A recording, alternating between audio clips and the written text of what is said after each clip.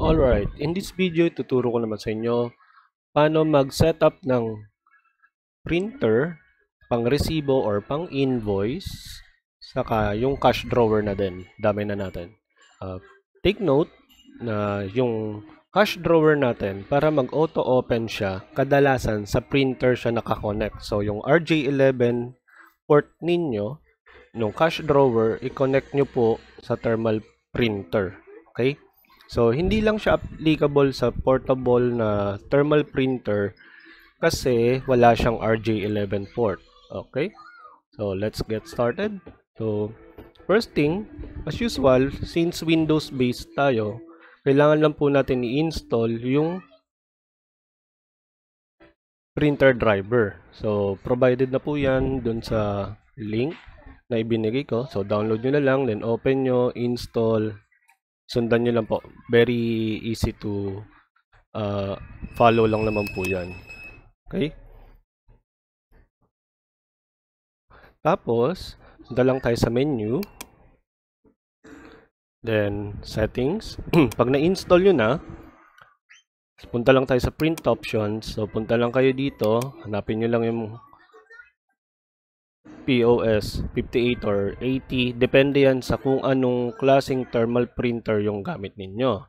Then, kung regular printer naman yung gamit, piliin nyo lang din dyan. So, kumbaga, ganyan po yung gagawin. Select the print receipt, ganyan. Lock sale, ibig sabihin, ito yung mga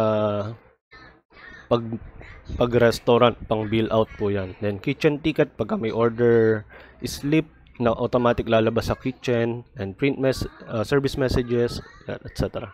Then, pagka-select ninyo, naka-enable, punta lang sa printer settings, lagyan nyo lang ng footer, ganyan. Tapos, disable nyo lang yung print barcode, di naman totally kailangan. Then, lagyan nyo lagi yung right ng margin value ng 8 or 10. Okay?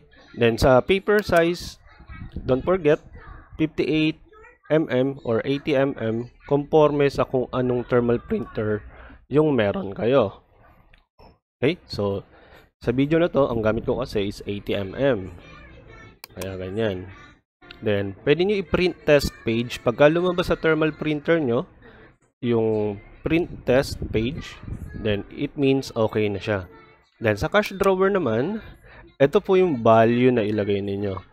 Okay? As in, ganyan po yung format. Yan yung po yung pinaka-default natin na pwede ilagay. Then, click mo lang tong test drawer. Then, pag nag-open siya, it means okay na. Then, save mo lang.